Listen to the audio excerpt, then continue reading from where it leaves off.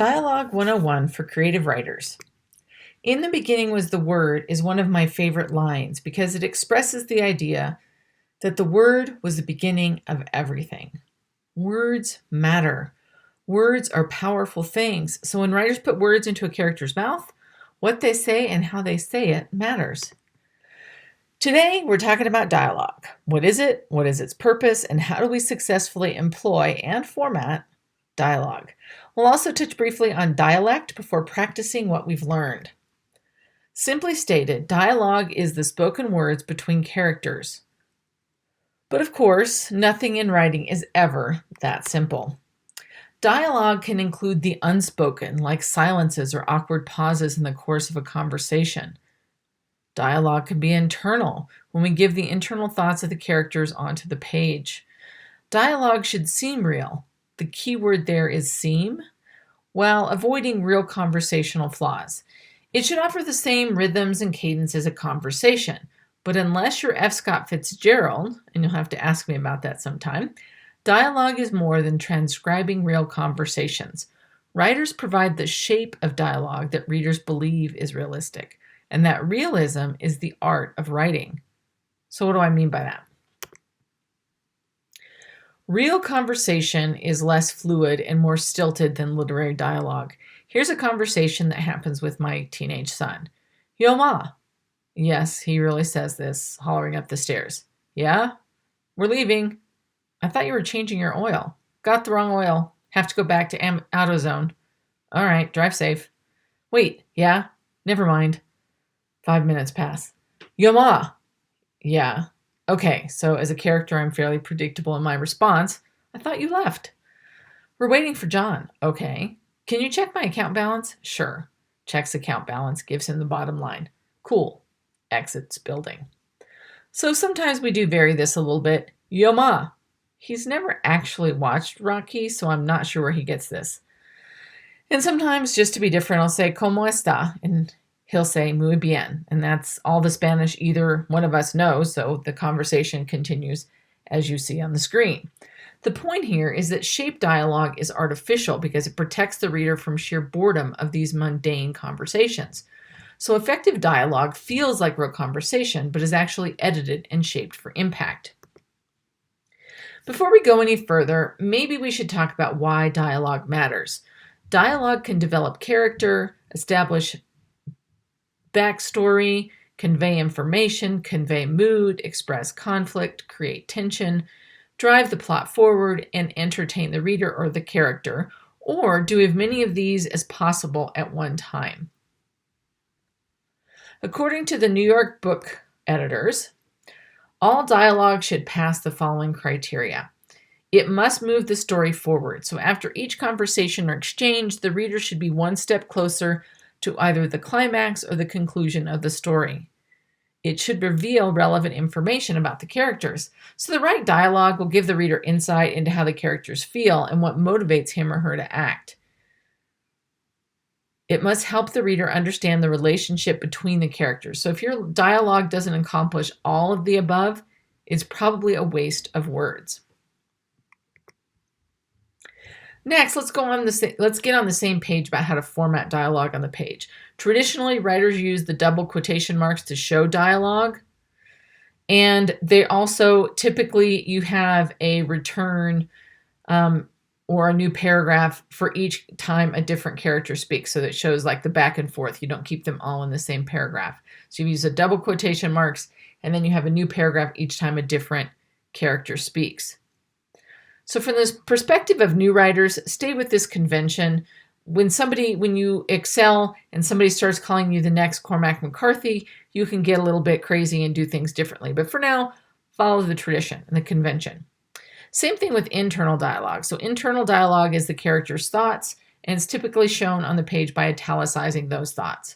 And I would say don't overdo it with those direct thoughts, like particularly, well, it doesn't matter if it's first person or third person, but internal dialogue is more effective, sort of like salt, like I said last week. Use it like salt, use it sparingly.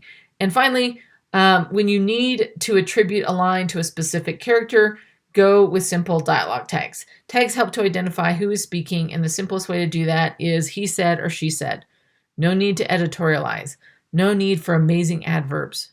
The word he said or she said are actually invisible to readers. They don't draw too much attention. Sure, sometimes a character might need to say something angrily, but most of the time, word choice and tone will get that information across. In a similar way with internal dialogue, you can simply use he thought or she thought instead of the italics. So, a word about dialogue tags. Don't get too colorful with your dialogue tags, and you'll see what I mean about colorful here in a minute. Hello, she shouted. Hi there, he cried. How are you? She queried. Fine, thanks, he trilled. Too much of this really gets annoying. Put the thesaurus away. The basic dialogue tags fade into the background, letting the reader focus on what your character is saying. Don't tag every bit of dialogue. If it's clear who's saying what without the tag, leave them off. Don't let your reader get disoriented. That's really the key with dialogue tags. Use them when they're needed to prevent confusion. There's nothing worse than stopping in the middle of an exciting scene, and I've done this, to retrace the dialogue and try to figure out who's saying what. Okay, so if the killer's speaking way up here, then this should next be the next victim answering him, not his sister. You can see the confusion between the next victim and the sister might be complicated. So make sure you're tagging to prevent the reader from getting confused. One way to keep your reader oriented is to make sure that each character has a strong voice, so you don't need the tags. If you think about the Harry Potter movies and the books, Hermione has a very strong voice, and you can tell without a tag who's speaking. When she says, "What an idiot." It doesn't need a tag. It may have one, but we don't need it because it's very Hermione and it's in her voice. Another way to keep your reader oriented is to use movement instead of a tag. If your character moves around the room while they're speaking, put that on the page to help identify the speaker. When it comes to dialogue, do this. Pay attention to each character's different speaking style. Make sure that you edit your dialogue to trim the excess. A lot of people say, a lot of what we say when we're having conversations at home is sort of blah, blah, blah. But that doesn't mean it belongs in your book for the sake of realism. So make sure you're trimming off that excess. And then show instead of tell. Show how the character speaks instead of telling it. If the character speaks angrily, as I mentioned earlier, you can make it come through in the words. It's not necessary to add an expressive dialogue tag such as she said angrily, because the word choice and the tone are already demonstrating that. Or if you have somebody who punches a wall, also anger is evident. So the same would be true for a character who's laughing or crying. Keep the focus on the character's dialogue, not your explanation of the dialogue. All right, when it comes to dialogue, don't do that. First, avoid info dumps. So info dumps are big chunks of dialogue or exposition in some cases that are intended to tell the reader information. You know the type, so it goes something like this. Remember last week when Bob didn't get home until after midnight? Well, he's at it again. Like I told you last week, I think he's having an affair, or his boss is getting ready to fire him, or both. And I know you told me to hire a detective, but I wasn't ready last week. You get the idea. The information is just there to rehash existing information.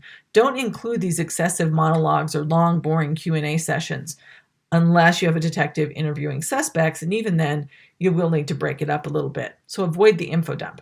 Avoid babbling. And you have characters who might do this when they're nervous. So think back to that conversation with my son. Readers don't need to hear the babbling unless you're demonstrating the emotional state of your character. So don't include the, like, I was, we had, that is, well, okay, what? Oh, right. Don't let your characters babble on the page unless you're trying to demonstrate their nerves or their emotional state. Avoid putting your words in the character's mouth, again, unless you're F. Scott Fitzgerald. Don't preach to the audience. Don't try to moralize or say to your character what you can't say to your spouse or your boss. Just don't do it. The words coming from your character should belong to them. And finally, avoid small talk. Don't waste your reader's time with small talk. That's the, hi, how's the weather? How have you been? Those things can be skipped or summarized over.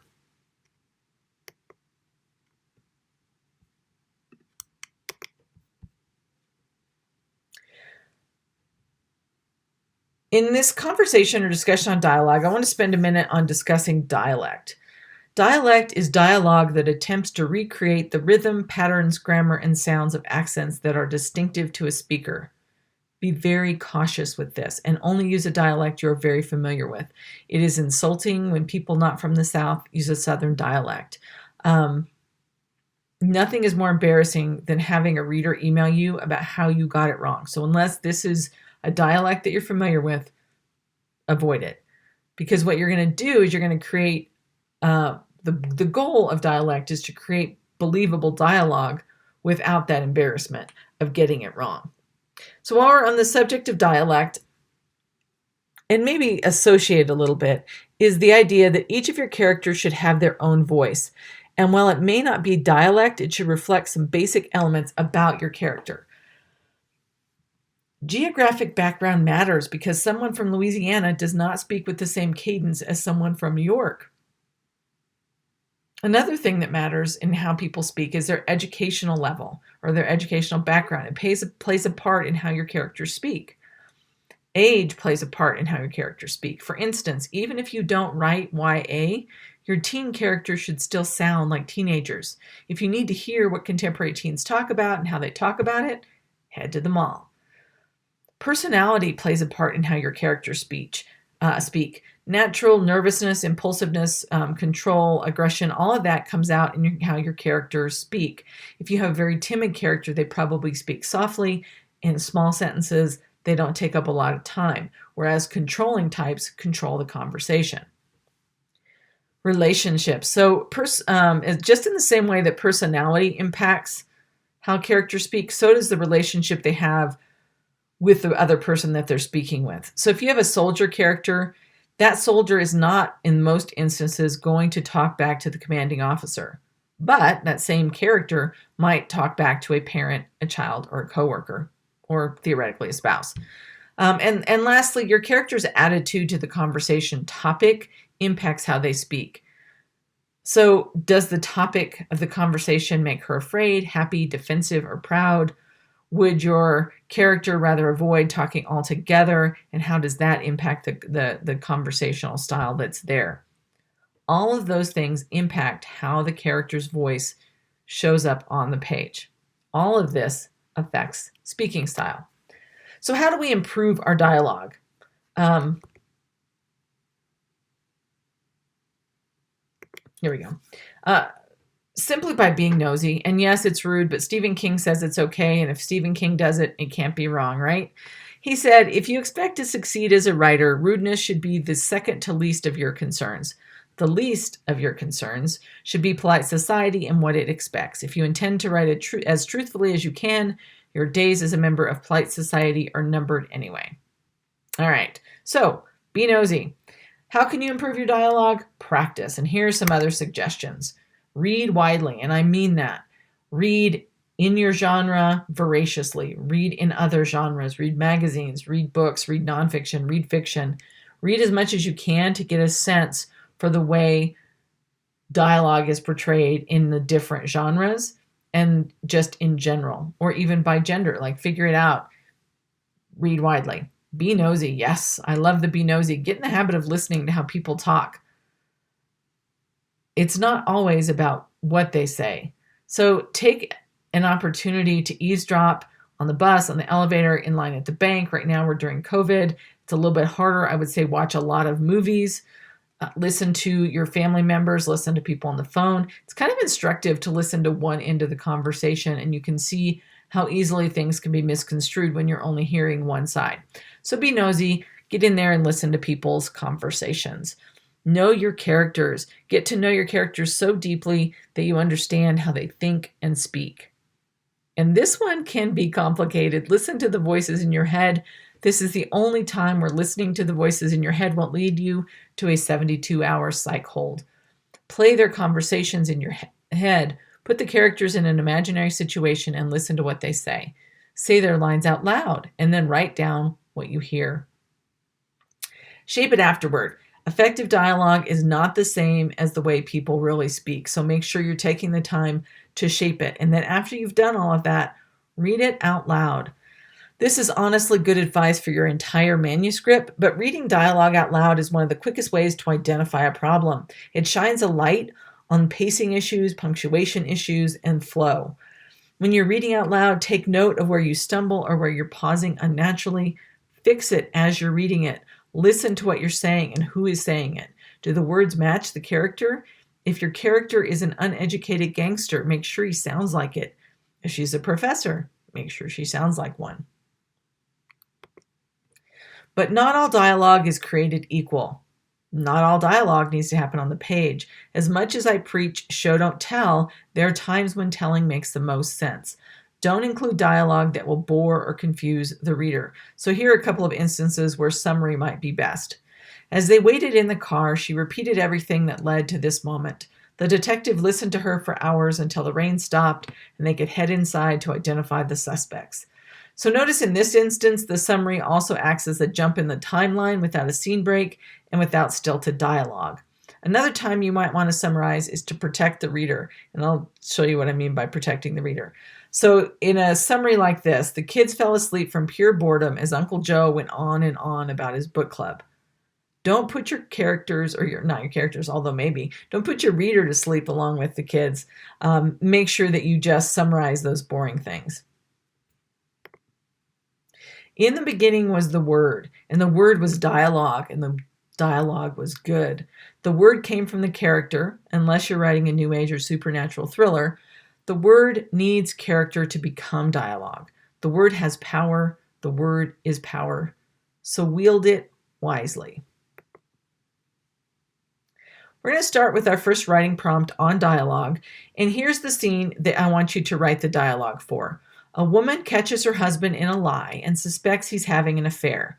He isn't, however, but he does have a new job that he hasn't told her about, and yes, you can determine the why he hasn't told her. So the wife confronts the husband about the lie. Write the conversation.